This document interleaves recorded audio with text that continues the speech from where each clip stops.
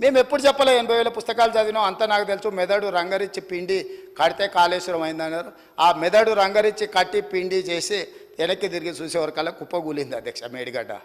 మేడిగడ్డ కాస్త మేడిపండు అయింది. అందుకే మేము 80,000 పుస్తకాలు చదివినామని అతి తెలివితేటలు ఈ ప్రభుత్వం ప్రదర్శించదలుచుకోలేదు. ఏ పని ఎవడు చేయాలనో వాడే చేయాలా. గాడిద పని గాడిదనే చేయాలి, కుక్క పని కుక్కనే చేయాలి.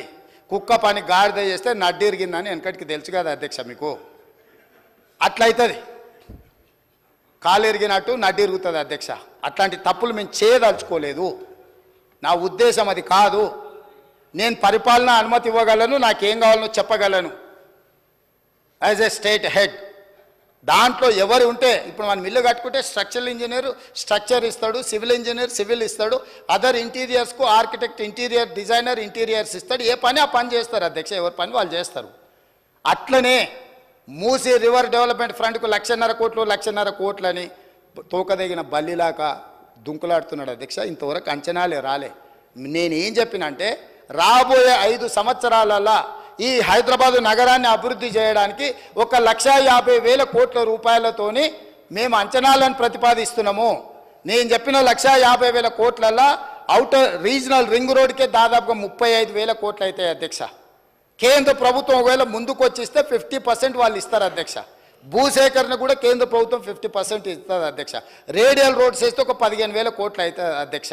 మెట్రో రైలు విస్తరించడానికి ఇప్పుడున్న 78 కిలోమీటర్ల మెట్రో విస్తరణ కోసం మనకి 24,000 కోట్ల రూపాయలు అవుతుంది అధ్యక్ష.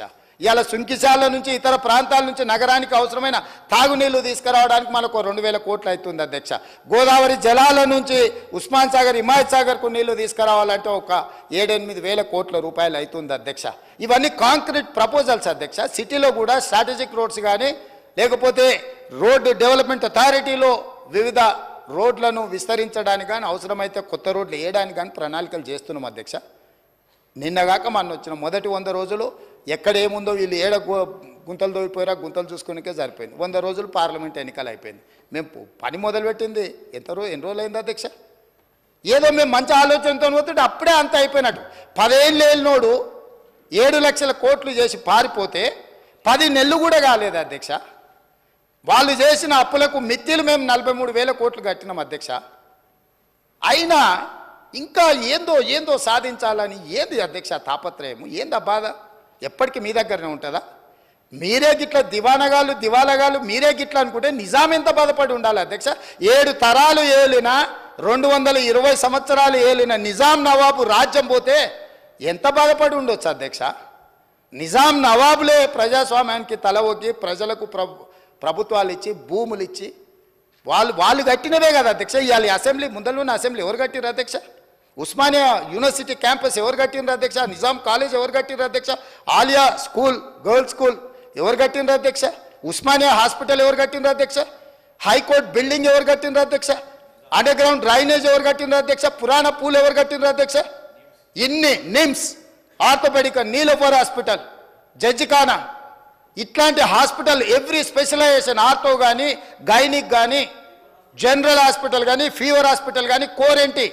ఇప్పుడు మీరు కోవిడ్ వచ్చినాక క్వారంటైన్ అంటారు అధ్యక్ష. వీళ్ళందరూ పుట్టకముందే నిజాం గుర్తించి ఇట్లాంటి రోగాలు వస్తాయని quarantine hospital Niloufer hospital Nallakunta దగ్గర తెలుసు కదా అధ్యక్ష, మనం చూసిందే కదా. అది కోరెంటీ అని అంటారు. ఏంది అధ్యక్ష క్వారంటైన్ అంటే? ఏవైనా జబ్బులు వచ్చినప్పుడు చిన్నపిల్లలకి ఏదైనా ఇబ్బంది వచ్చినప్పుడు ఆ అంటువ్యాధుల నుంచి దూరం పెట్టడానికి ఆ క్వారంటైన్ హాస్పిటల్ నిజాం కట్టించిండు అధ్యక్ష. నీలోఫర్కి ఇట్లా ప్రతి hospital any specialisation. Cancer Vikarabad, TB hospital కోసం वकाराबाद का हवा लाखों की दवा उताई है ना, खाली हवा से అన్ని ఆలోచనలతోని మెడిసినల్ ప్లాంట్స్ తోని నీకు ఒక మంచి అర్బన్ ఫారెస్ట్ ఇచ్చిపోయింది అధ్యక్ష నిజాం. ఇన్ని అద్భుతాలు ఉన్న నగరం అధ్యక్ష ఇది. ఈ అద్భుతాలు ఉన్న నగరంలో మనము ఎంతో కొంత దాన్ని చెడగొట్టకుండా దాన్ని నిలబెట్టాలని మేము ఆలోచన చేస్తుంటే, ఓవేళ చదువుకొని ఉండొచ్చు అమెరికాలో, ఆ చదువు చెడగొట్టడానికి ఎందుకు వాడాలి అధ్యక్ష? మంచి కోసం వాడొచ్చు కదా. ఇప్పుడు మనకు ఒకవేళ చదువు ఉంది, అవగాహన ఉంది, ఏదైనా ఉందా అనుకోండి అధ్యక్ష, మీకు చిన్న మాట చెప్తా అధ్యక్ష.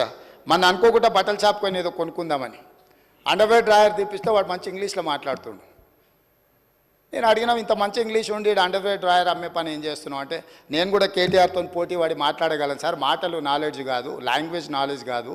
నాలెడ్జ్ వేరు, లాంగ్వేజ్ వేరు. లాంగ్వేజ్ ఈజ్ ఓన్లీ కమ్యూనికేషన్ కోసం ఉండేది. అంటే నీలాకి ఇంగ్లీష్ వచ్చిన వాళ్ళు ఇక్కడ హోటల్లో ఫుడ్ ఆర్డర్ తీసుకున్నటోడు ఆడికి పోతే నీలాగానే ఇంగ్లీష్ మాట్లాడుతూ ఉంటాడు. మేము ఎప్పుడైనా కొంచెం మంచి హోటల్కి పోతే వాడు వచ్చి మెనూ ఇచ్చేసి మంచి ఇంగ్లీష్లో మాట్లాడతాడు అధ్యక్ష. సో దాని మాత్రాన మంత్రి అవుతాడా? అవగాహన చెయ్యాలన్న ఉద్దేశము, ప్రజల ఆమోదం ఉంటే నాయకులం అవుతాం అధ్యక్ష. ఆశపడితేనో ఎదురుగున్నోళ్ళను అవహేళన చేసినట్టు మాట్లాడితేనో కుదరదు అధ్యక్ష. కాబట్టి ఈరోజు అంతెందుకు అధ్యక్ష, నేను సూటిగా ఒక మాట ఈ వేదిక మీద నుంచి చంద్రశేఖరరావు గారిని, రామారావు గారిని అడుగుతున్నా. ఇప్పుడు గజ్వేల్కు మిషన్ భగీరథలు నీళ్ళు ఇచ్చిండని అన్నాడుగా అధ్యక్ష. నేను ఇవాళ సవాల్ చేస్తున్న అధ్యక్ష, శ్రీపాద ఎల్లంపల్లి నుంచి హైదరాబాద్కు తీసుకొస్తున్న మెయిన్ ట్రంక్ లైన్కు బొక్క కొట్టి కాంగ్రెస్ వేసిన ట్రంక్ లైన్ నుంచి గజ్వేల్కు తాగనికే నీళ్ళు ఇచ్చిండు అధ్యక్ష. ఇప్పుడు పోదాంపా, నేను చూపిస్తా. నీ గజ్వేల్కి ఇచ్చిన నీళ్లు కూడా కాంగ్రెస్ పార్టీ వేసిన శ్రీపాద ఎల్లంపల్లి నుంచి హైదరాబాద్ నగరానికి తరలించిన గోదావరి జలాల నుంచి బొక్కగొట్టి తీసుకుపోయి ఆయన గొప్పలు చెప్తాడు అధ్యక్ష. ఈ గొప్పలని ఎవడైతే అధ్యక్ష, వాళ్ళ భజన చేసేటోళ్ళకో లేకపోతే వాళ్ళ బానిసలకో చెప్పాలి. మాకేంది అధ్యక్ష చెప్పేది? నేనేందంటే సచ్చినపావుని ఏముంది సంపనిక కొట్టని, కానీ సచ్చినపావు అని నేను పట్టించుకుంటలేను. కాకపోతే ఏమవుతుందంటే అబద్ధాలు అడ్డగోలుగా మాట్లాడి దాన్ని ఏదో నమ్మించాలనే ప్రయత్నం చేస్తున్నారు అధ్యక్ష. అందుకే ఇవాళ దానం నాగేందర్ గారు మాట్లాడినారు అధ్యక్ష. 30 ఏండ్ల నుంచి వారు ప్రజాప్రతినిధి, నాకు తెలిసి మీకు కూడా తెలుసు. ఈ నగరంలో ప్రతి సందు తెలిసినోడు, నగరంలో ప్రతి సమస్య తెలిసినోడు, ఈ నగరం నుంచి మంత్రిగా పనిచేసినోడు, పార్టీ అధ్యక్షుడిగా పనిచేసినోడు, జాతీయ స్థాయిలో ఈ నగరానికి ఏం అవసరం ఉందో గుర్తించినోడు. మీరు అవకాశం ఇచ్చారు, ఆయన మాట్లాడితే తప్పేముంది అధ్యక్ష? ఈ సభలో ఏ సభ్యుడైనా తమరు అనుమతి ఇచ్చినప్పుడు తమ ప్రాంతానికి సంబంధించిన సమస్యల మీద మాట్లాడతారు అధ్యక్ష. ఆదిలాబాద్ అడవుల గురించి, ఆదివాసీ బిడ్డల గురించి, అక్కడుండే ఐటీడీఏ గురించి ఒకవేళ మాట్లాడాల్సి వస్తే పాల్వాయి హరీష్కు మీరు ఇస్తారు అవకాశం. ఎందుకంటే ఆ ప్రాంతంలో నిత్యం ఉండేవాడు, అక్కడుండే పోడు భూముల కోసం కొట్లాడేటోడు, పోడు భూముల కోసం, ఆదివాసుల కోసం జైలుకు పోయినోడు. కాబట్టి ఆయనకు ఆ సమస్యల పట్ల అవకాశం ఉందని మీరు ఇచ్చుండవచ్చు కొన్నిసార్లు. అది మీ విచక్షణ అధికారం.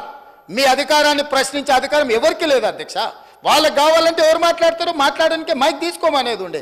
ఆయనకి ఇవ్వద్దనే అధికారం ఒక సహచర సభ్యుడికి 30 ఏళ్ళ నుంచి ప్రజా జీవితంలో ఉండి ఈ హైదరాబాద్లో ఆసిఫ్ నగర్ నుంచి మొదలు పెడితే ఖైరతాబాద్ వరకు ఎన్నో పర్యాయాలు ఎమ్మెల్యేగా మంత్రిగా ఎన్నికైన ఆయనను వద్దనే అధికారం వాళ్ళకి ఎక్కడ ఉంది అధ్యక్ష? కనీస అవగాహన, విచక్షణ అన్నీ కోల్పోయి ఎవ్వరు మాట్లాడద్దు, మాట్లాడినంతసేపు మైక్ మా దగ్గర ఉండాలి, లేకపోతే మేము పోడియంలోకి వచ్చి అల్లరి చేస్తాం. ఏం పద్ధతి అధ్యక్ష? మేము కూడా ఓపికగా చూస్తున్నాం అధ్యక్ష. నాకు కూడా తెలుసా అధ్యక్ష ఈ సభలో ఏం జరిగిందో. కోమటిరెడ్డి వెంకటరెడ్డి గారు, సంపత్ కుమార్ గారు సభ్యత్వాలు ఎట్లా రద్దయిపోయినా మీరు చూసిరు కదా అధ్యక్ష. ఆ పని చేయలేమా? మీరు తమరు చేయరా? ఏముంది అల్లరి చేస్తే? ఒక 1/2 డజన్ మందిని రద్దు చేసినాం అనుకో అధ్యక్ష, బుద్ధి వస్తుంది.